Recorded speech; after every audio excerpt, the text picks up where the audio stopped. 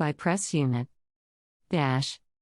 Above is a picture of a 22-year-old Biafran warlord, Chukwuemeka Ajimegwu Ojukwu, and his auntie, Winifred Ojukwu, shortly after he returned to Nigeria in 1955 on completing his studies at Oxford University. Ojukwu bagged a degree in history. Ojukwu attended King's College Lagos, Epsom College, Surrey, England, and the prestigious Oxford University, England. By the time Ojukwu returned to Nigeria in 1955, his father had become one of the richest businessmen in the country with a business empire that spanned transportation, banking, retail, construction, and manufacturing. Ojukwu's father took him to his corporate headquarters and showed him a well-furnished air-conditioned office, offering him a top position in his business organization. Ojukwu turned his father down, telling him he wanted to make his own way in life. Ojukwu eventually secured a job in the civil service as an assistant district officer of Udi Division, just outside Enugu. In 1956, Ojukwu was posted to Aba. It was at Aba that Ojukwu attended a party that would change the course of his life.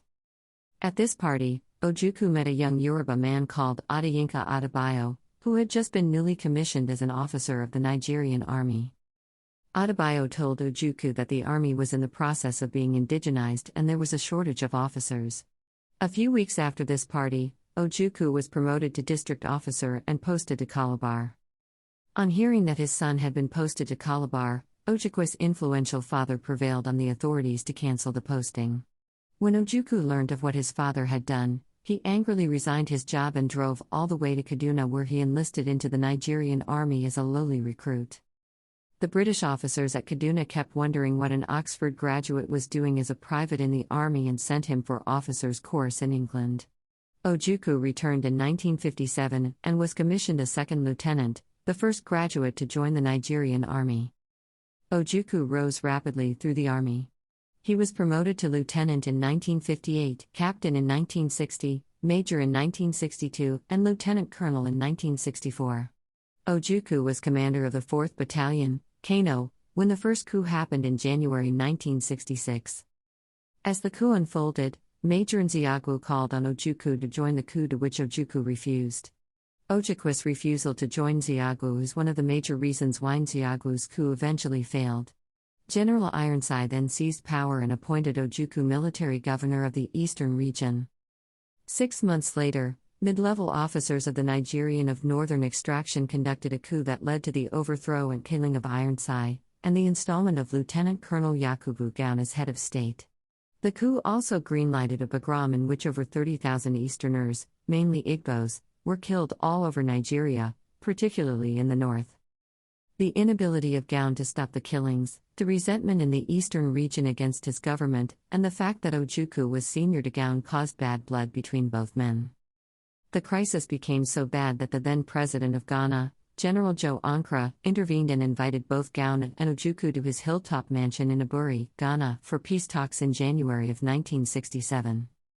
After 2 days of discussions, Ojukwu and Gowon signed an agreement that was to be known as the Aburi Accord. A few months after their return from Ghana, Gowon broke the Aburi Accord they signed by issuing Decree 14 of 1967, which abolished all the 4 regions, created 12 states, reversed the fiscal federalism practiced, changed the revenue-sharing formula, all in a bid to increase the power of the North over the rest of Nigeria. For Ojukwu, it was the last straw. Ojukwu convened the Eastern Nigerian Consultative Forum, a body that comprised of all the chiefs and head of the 20 provinces that made up the eastern region.